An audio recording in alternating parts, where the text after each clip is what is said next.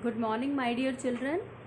Welcome to your English online class with a new chapter of grammar, that is chapter 4, and the title is Simple, Compound and Complex Sentences.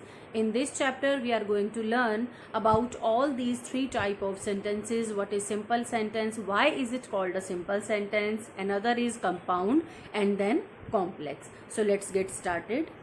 So children, here is chapter 4, simple, compound and complex sentences.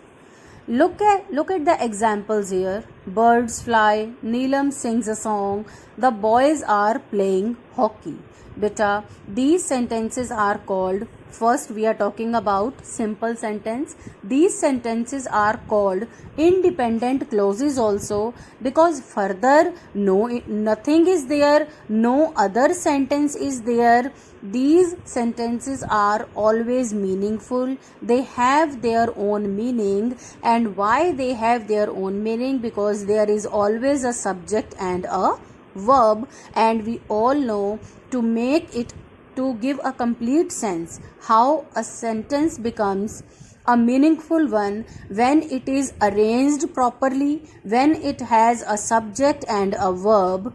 And since the same rule is there in independent clause also, that subject plus verb is there, that's why we can call a simple sentence an independent clause also.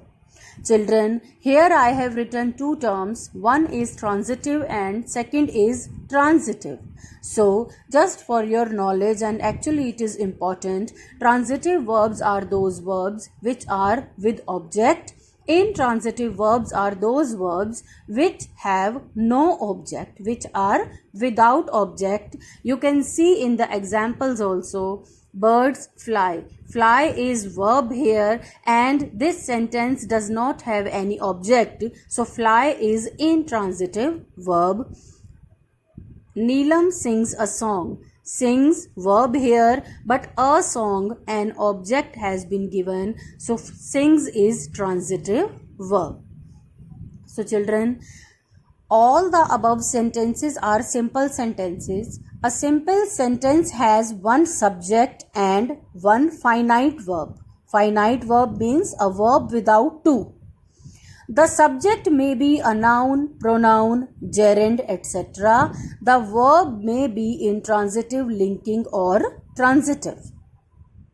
Now the definition of a simple sentence. A simple sentence contains a subject and a verb and express a single thought that can stand on its own. As I have already told you that simple sentences are called independent clauses also, because they have a proper subject and a verb. They are arranged properly. They have a meaning in its own. They are not dependent upon any other part of the sentence. Second type of sentences are compound sentences. Here children, I have written these terms. These are actually conjunctions, my dear children. Beta, compound sentences are always those sentences which are joined by two independent clauses. Always remember, compound sentences are those sentences which are joined by a coordinating conjunction, and both the parts of the sentences, both the clauses are independent. Independent means, listen beta, now he shut the doors and she opened the windows. If we remove and, now read both the parts, both the sentences. He shut the doors, it has its complete meaning. She opened the windows, it also has an independent meaning. So compound sentences are always framed in such a way that they are joined with a coordinating conjunction, and if we forget about coordinating conjunction, then both the sentences will have their independent meaning. Now, which coordinating conjunctions? Let's look here. Fan boys. You will remember these conjunctions by fan boys. Here F stands for A and N nor, but, or, yet, so. So through fan boys, you can easily identify any of the conjunctions out of these if it has been used in the sentence, and both the sentences which have been given here, they have their independent meaning, then these type of sentences are called compound sentences. Now children, look at the highlighted part. Although I have already explained this point, the sentence has two clauses. He shut the doors and she opened the windows. Both the clauses make good sense by themselves. So such clauses are called main or principal or independent clause. They are joined by the conjunction and. A conjunction joining two main clauses is called a coordinating conjunction, and such clauses are also called coordinate clauses. Here, thus a compound sentence is one that is made up of one, two or more coordinating clauses. The same I have explained. If we actually the compound sentences are made up of two independent clauses. They are joined with coordinating conjunctions, and this is the easiest way to learn about coordinating conjunctions, which is fan boys. Further, let's move to the examples of coordinating sentences that are compound sentences. Sumit goes to the library and studies every day. I went to meet him, but he was not at home. She may go to market or stay here. Beta, out of these sentences, if you remove these coordinating conjunction, that you will find that both the clauses have their independent meanings. So that's why these all are sentences of compound sentence. Further, children, let's have a look on the explanation part of complex sentences. Sometimes we want to say something which cannot be expressed in a single sentence or a clause. Then we put one or more clauses in a sentence. There are two ways in which we can do this. One way is to use one clause as a main clause and add other clause with subordinate meaning. Look at the example. I go because I want to meet him. I go is a complete sentence because I want to meet him. This part of sentence is totally dependent upon this. The above sentence has two clauses. One clause is I go and other is because I want to meet him. I go is called the main clause because it has its own independent meaning. It can stand alone and has a meaning by itself. The other clause, because I want to meet him, does not make any sense. It has to be dependent on the main clause to make sense. So this is the main point, children. Two clauses are joined together with subordinating conjunctions. Subordinating word itself means that something dependent upon the main clause. Some part of the sentence, one part of the sentence is dependent upon the main clause. And complex sentences are those sentences in which one main clause is there and another clause is dependent clause, and without main clause that dependent clause does not give a complete sense. Now,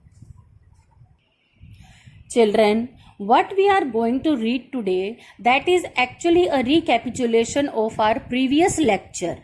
Complex sentences and subordinating conjunction. Subordinating conjunctions join the main clause and one or more subordinate clause. There are three kinds of subordinate clauses. Children, just by looking at these types, you can remember that already we have discussed noun clause, adjective or relative clause, or and adverb clause. In noun clause, we all know that we will get the answer of what. So the examples which are given here, you can easily identify that these are the examples of noun clauses. He thought what? That I was innocent. I don't know what you don't know, what I don't know, who the man was. So here in noun clause we will get the answer of what. In the same way, adjective clause where noun has been described, nouns qualities has been described, and they are mainly indicated by that, which, who, whom and whose. Further, in adverbial clause, we will get the answer of how, when, where, why, and it is totally dependent upon that what kind of adverbial clause is there, whether it is adverb clause of condition, adverb clause of purpose, result, reason, place, comparison, manner, concession, time, and so on. So children, these adverbial clauses, adjective clauses and noun clauses we have already discussed. You can go through with the explanation part once again. Now children, look at the exercise 1. Write whether the sentence is simple, compound or complex. First example, he set out on his journey early in the morning. No coordinating, subordinating conjunction has been used here, and this sentence is an independent one with a subject and a verb. So this sentence is a simple one.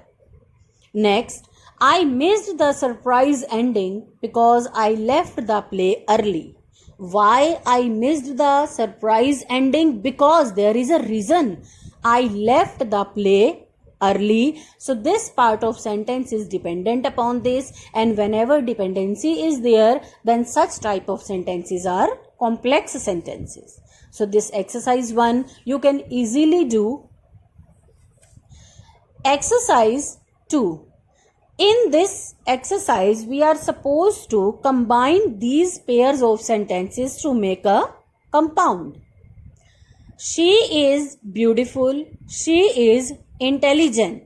So children, by using coordinating conjunction, we are supposed to combine these pairs, and the answer will be she is both beautiful and intelligent.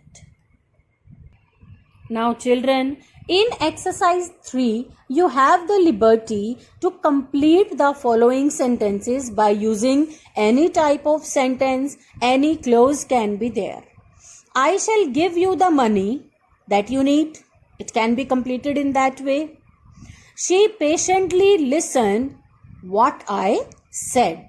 So children, this exercise 1, 2 and 3, try with the help of explanation and through this video.